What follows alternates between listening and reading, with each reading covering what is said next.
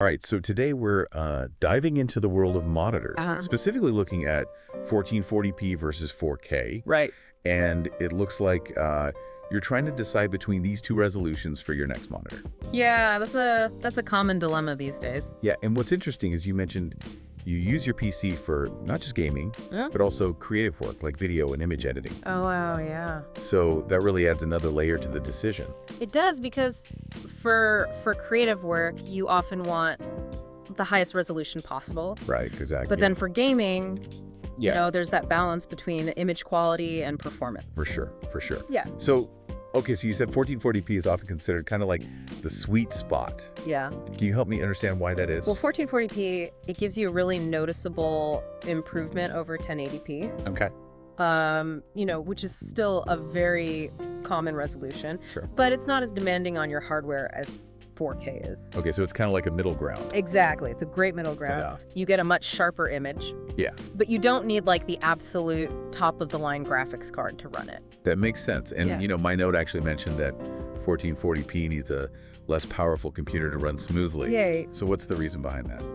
So the key is something called pixel density. Okay. So think about it like this. A 4K monitor crams 4 times as many pixels into the same screen space as a 1080p monitor. Okay.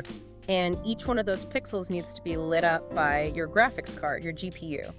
So that means 4K puts a much heavier load on your GPU.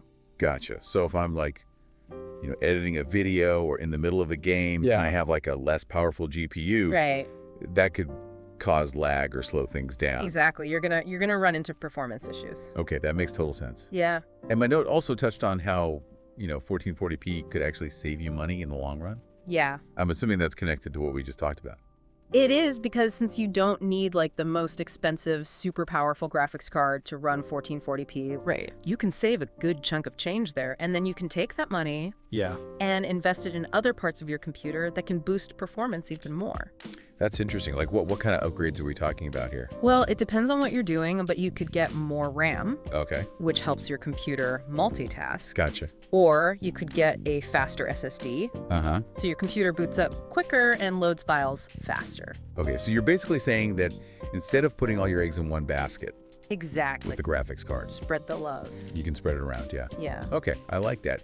And in my original note, I also asked about using a vertical monitor. Oh, yeah. Does the choice between 1440p and 4K affect that decision at all? It could, especially if you're thinking about a second monitor. Okay. If you go with 1440p for your main monitor, Yeah. having a vertical 1440p monitor can be amazing for productivity. Interesting. So for like, Coders, writers, anyone who works with long documents or websites, having that entire page visible without scrolling is a game changer. yeah, I can totally see how that would be helpful. Yeah. Okay, so pulling it all together, Yeah, it sounds like 1440p really strikes a good balance, I think so. especially for someone in my position. Yeah. Great visuals without breaking the bank Right. or sacrificing performance. Exactly. But, you know, you did bring up a point earlier about image quality. Yeah. Are there times when 4K would actually be the better choice? Absolutely. I mean, if you're a professional photographer or videographer working with those super high resolution images and you need every pixel to be perfect, Right. 4K might be worth the investment. Okay, so it really boils down to individual needs and priorities. Exactly. What are you going to be using the monitor for the most? Yeah. What's your budget? Right. And how important is that top tier image quality to you? Yeah, this has been super helpful in clarifying things. Good. One thing I'm still curious about, though, Yeah. we talked about all the hardware benefits, but how noticeable is the actual visual difference between 1440p and 4K in like day-to-day use? That's a good question. Like if I'm editing photos or watching a movie, Yeah. how much of a difference would I really see? That's something to think about, Yeah, right? something to ponder. Yeah, definitely. Thanks for joining us for this deep dive. My pleasure. We'll catch you next time. Sounds good.